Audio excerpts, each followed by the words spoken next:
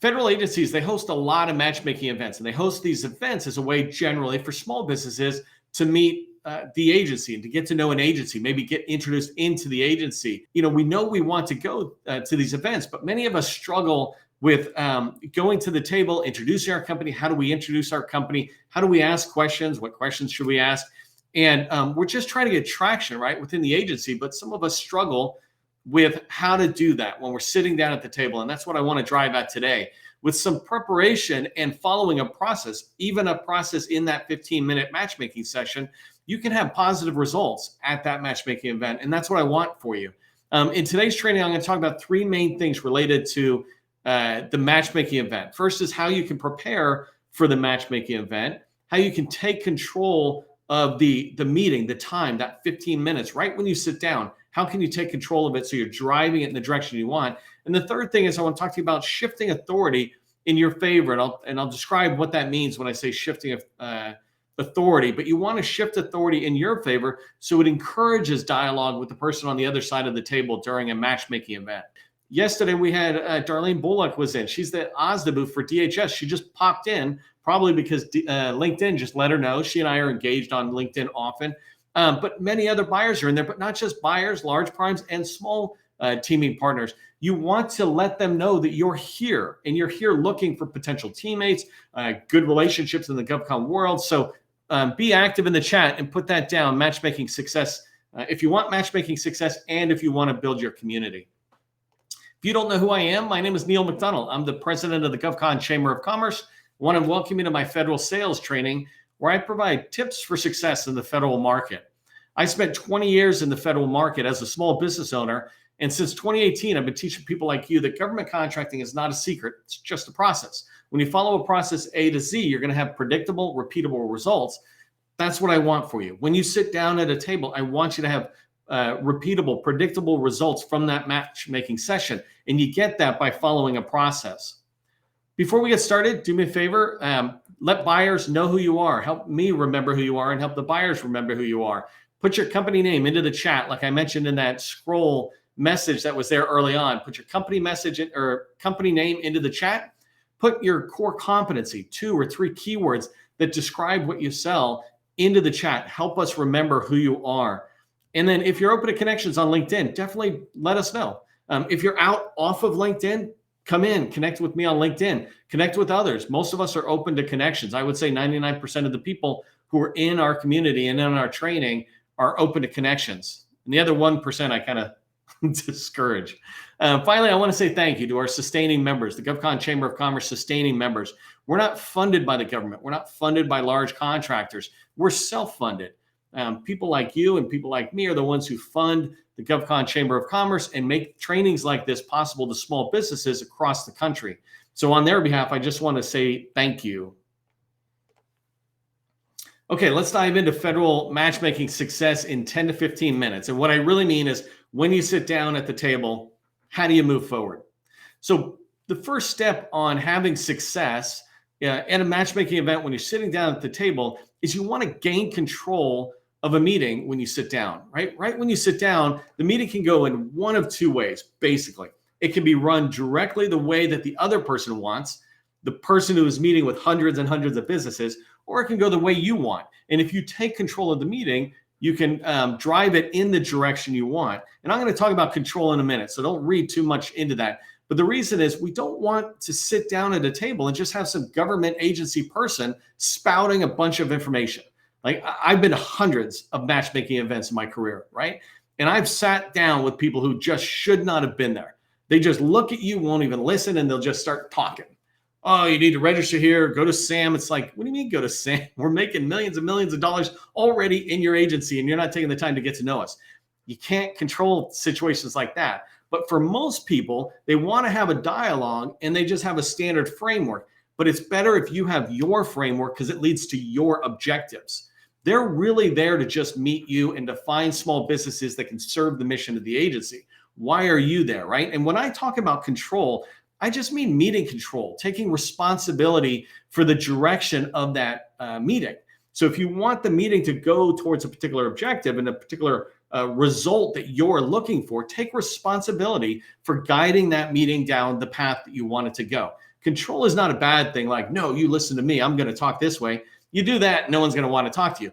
But control is just, we all would love somebody to kind of be in control. They come into the meeting and they say, hey, here's the agenda. This is what we're going to talk about. Anybody have any changes? No, that sounds good. Okay, let's go. And it just means somebody in the driver's seat. We're all going in the same direction, but somebody in that driver's seat. And I want that control, that driver to be you of your meetings. And when you do that, you're going to have more success.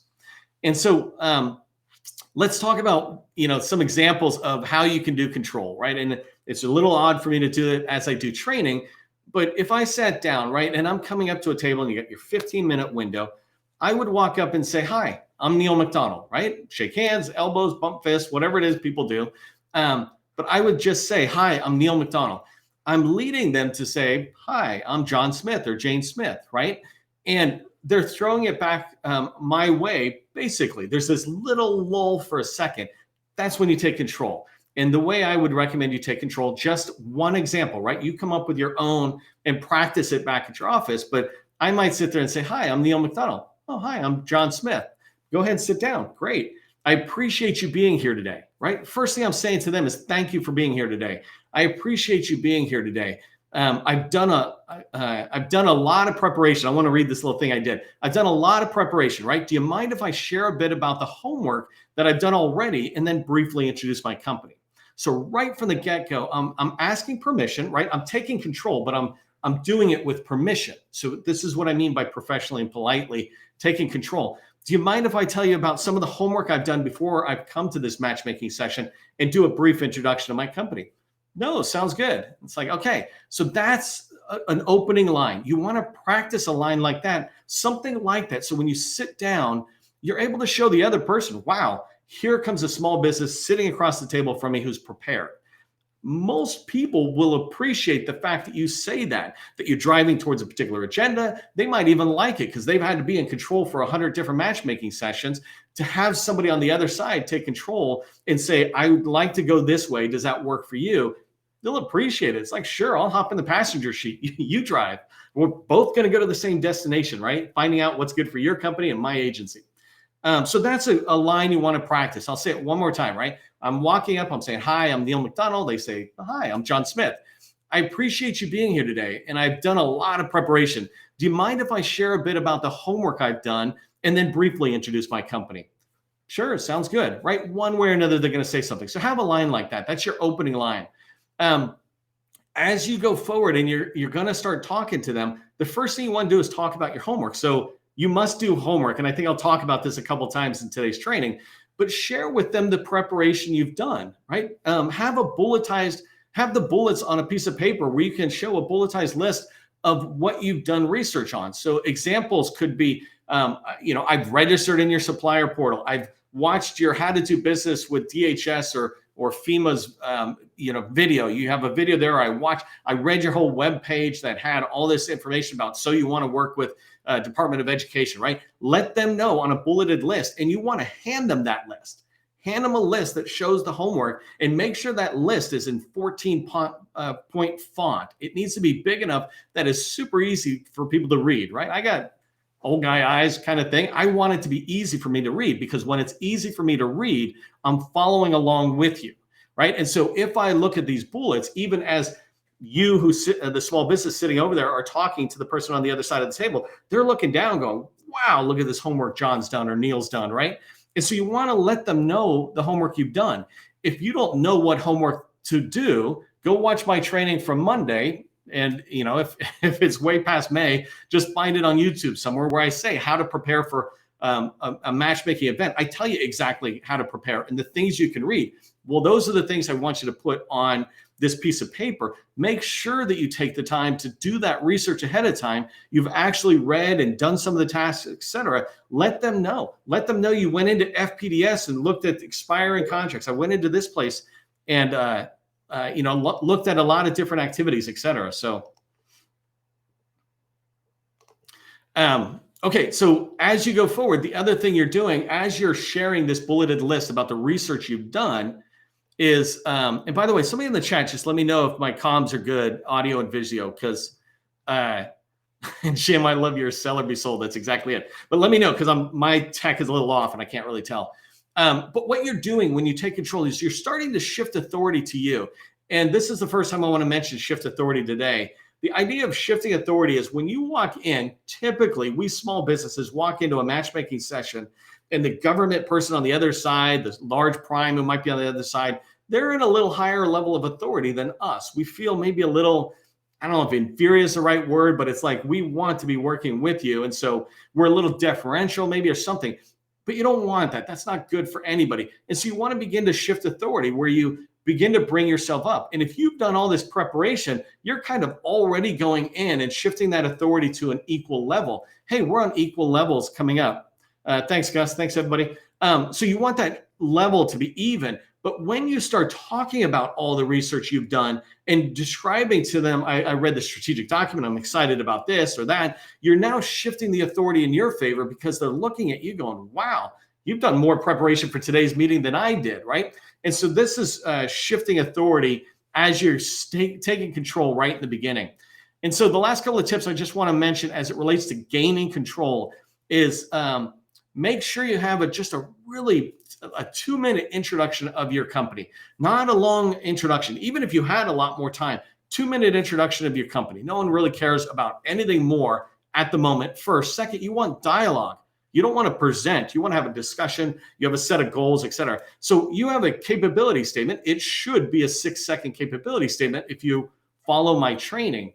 Well, if you have a capability statement, at this point is when you pull it out of a folder. You don't give it to them right away. The first thing you do is give them a piece of paper that says, hey, here's what I did to prepare. That way they don't tell you to do all that stuff. That's the reason you're doing that. I don't need you to tell me how to research your agency because I just researched your agency. Can we talk about new stuff, right? And the capability statement, now you can pull it out of a folder and hand it to them. And that capability statement should be a 6-second read. In 6 seconds, they can get everything about your company. Well, while they're looking at it, you can begin to do your 2-minute introduction. You do not talk about your tags. You don't say you're a small business. You don't say you're an 8A or a woman-owned company. You don't say any of that. Your capability will scream that at the header if you do it my way, right? It screams it. What you want to say is, hey, this is what we do and this is who we've done it for. Basically, that's your 2-minute introduction.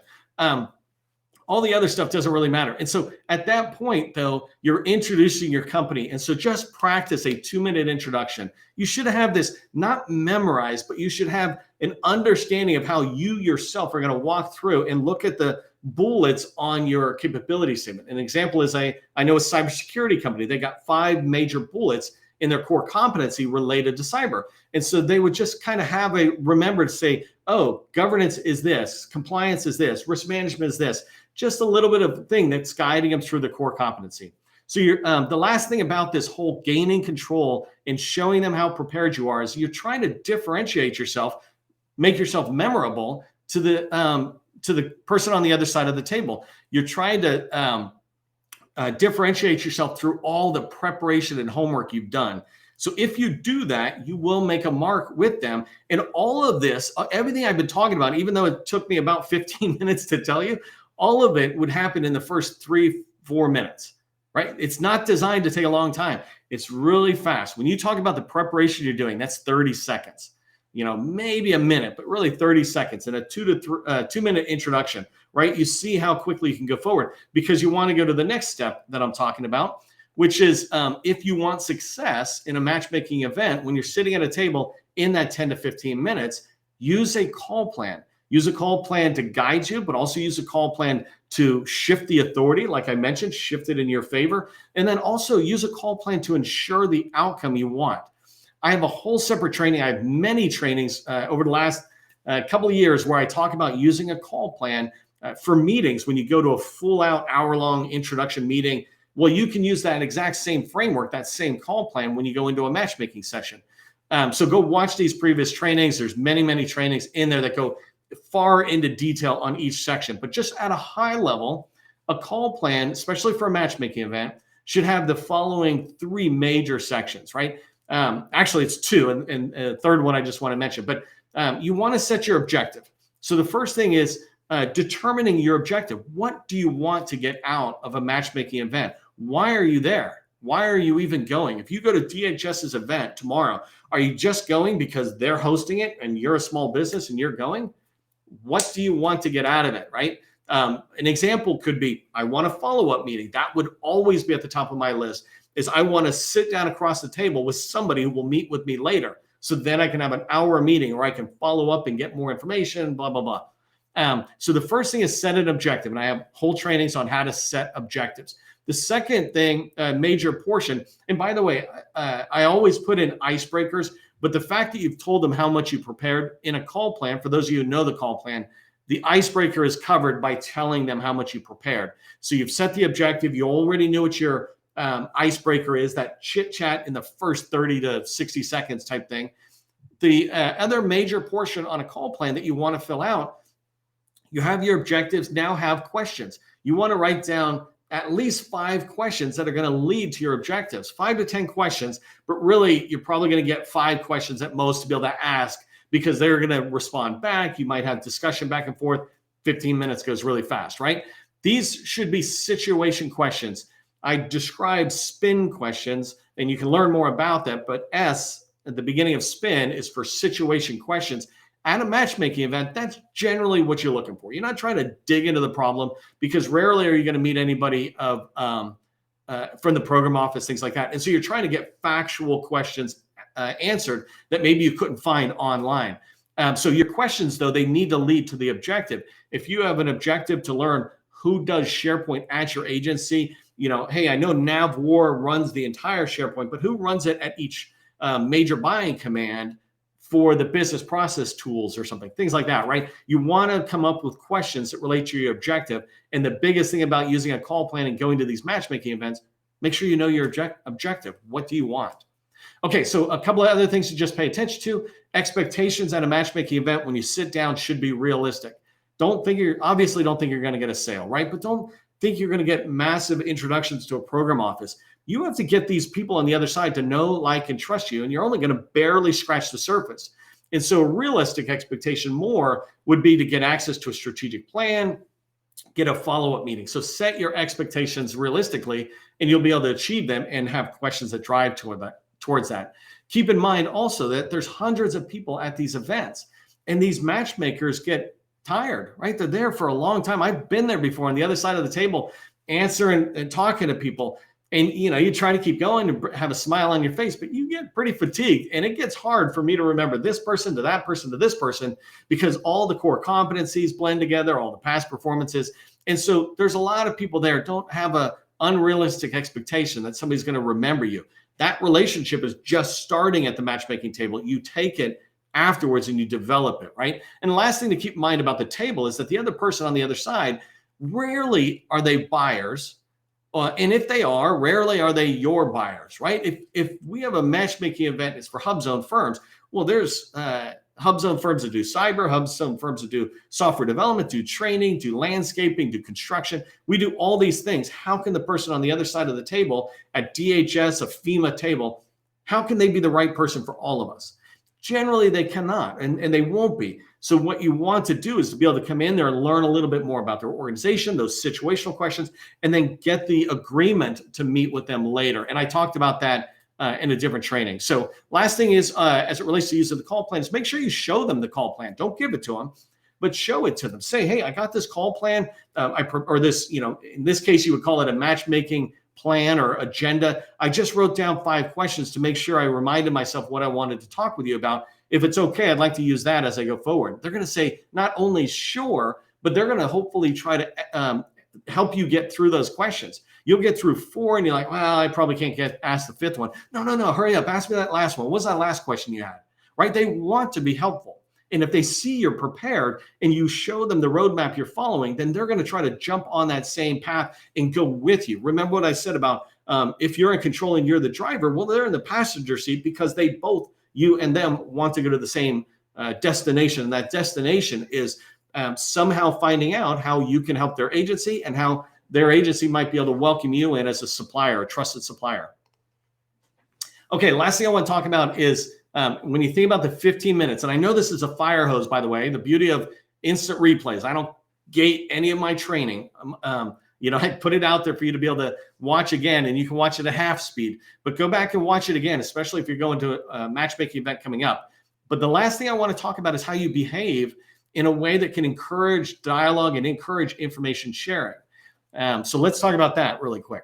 The first thing is, and I've alluded to this, right? Come knowledgeable about their agency. You'd be amazed how many people come and they don't even know the mission of the agency. But if you come so knowledgeable that you're talking about a strategic plan, you're talking about you just read last year's annual report, you're talking about I just read a data strategy. I've been at events and watched people on my team talk about documents the buyer didn't even know existed. And they're like, oh, can I get a copy of that? When you talk about authority shifting, that does it when you have an agency document that they don't have. So come knowledgeable, make a point of actually trying to succeed. Be very organized with your paperwork. Don't let your paperwork be all, a fluster when you're trying to pull certain things out. If you're going to sit down, have a folder and you have these documents that you want to share. Here's the first one's the call plan. You put it in front of you. The second one is the bulleted list of the research you've already done. The third one is the capability statement. You have that in a row. And if you've got 4 matchmaking events, you make sure you put them in a folder and they're paper clips so you know how to go forward, and you can manage that pretty easy. But take the time to prepare even just the paper. And when you're pulling it out, you just look organized. Wow, these people just seem put together. Let me talk to them. Have DSBS filled out correctly. I say this all the time. I will never tire of saying this because if you do it, it will be good for you. Hunter Martin, she's in our chat. I don't know, Hunter, if you're in today, but she tells this story of when she went to the Navy after filling out DSBS properly and completely. When she went to matchmaking events at the Navy in Gold Coast, a big Navy event out in San Diego, she sat down and across the table, the government buyer, whoever's on the other side, pulled out her DSBS profile, printed, and talked to her about how great this was. It makes it so easy for me to understand what your company sells. I can see your past performances. And so do that yourself. Have it prepared as you go forward. It encourages information sharing if the other person is also doing their job preparing by looking you up, since they know who they're going to meet with.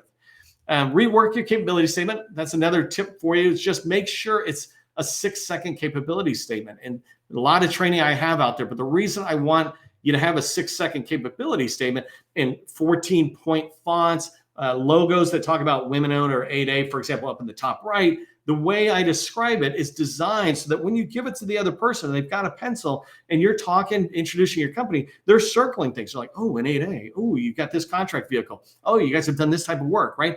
Tell me more about this. Tell me more about that. When you have a good capability statement that can be read and understood in 6 seconds, it encourages discussion. That's what you want. You don't want them reading a long time. You want them talking with you about the questions that you prepared and brought. Another tip in this for how to behave when you're in that meeting so that it encourages discussion is take notes, even if you don't need to take notes, right? You're showing respect by documenting what they're talking about. So you don't have to write every single word, but as they're talking, and maybe they say, well, there's this office that does this, you can just write it down. And don't forget to ask for clarification. If they say DHMS, go, wait, what was that acronym? Could you slow down? Could you say that really quick? Okay, got it. Thanks. I'll look at it after our meeting type thing. But take notes, because notes is very respectful. If I take the time to talk to you about my agency, then the least I want is for you to not try to just remember it all as you're walking around this big event. If you don't take notes, I'm thinking you don't really care. Not to be mean, I'm just saying take notes, right? Don't try to be a SME when you're there or have SME conversations. Be careful of getting caught up talking too technical about your business. Keep it at a 3rd grade level. Even your introduction to the company, keep it at a 3rd grade level or a wedding level. When you sit at matchmaking, how can that person really know a lot about the subject matter expertise that you do? They can't, or your company does, right? So keep it at a higher level. You can still talk about cybersecurity or elevator maintenance, et cetera, but at a higher level, and it makes the conversation go easier, and it keeps it in a way that doesn't waste time talking tech, but it keeps it focused on the questions you have around the objective you have set. And the last thing is, if you really want to talk about a particular opportunity you see in a forecast or on GovWin or whatever, make sure you print out some information. It could be a summary from GovWin, or it could be from a summary from SAM, or from a supplier, or a long-range acquisition forecast, whatever it is. Kind of print it out as a way to hand it to them and say, here's your copy. That way, if they're circling it, maybe they write your name on it. In fact, when you hand it to them, make sure you already have your point of contact and company at the top, because maybe they take that as an action item for themselves. So don't just bring the opportunity with no reference. Give them reference. It makes it so much quicker or easier for them to either help you right then and there or say, hey, let's follow up and connect, and I'll try to get you more information about this opportunity. So a huge fire hose there. If you want to have success at a matchmaking event, sitting down at the table, right?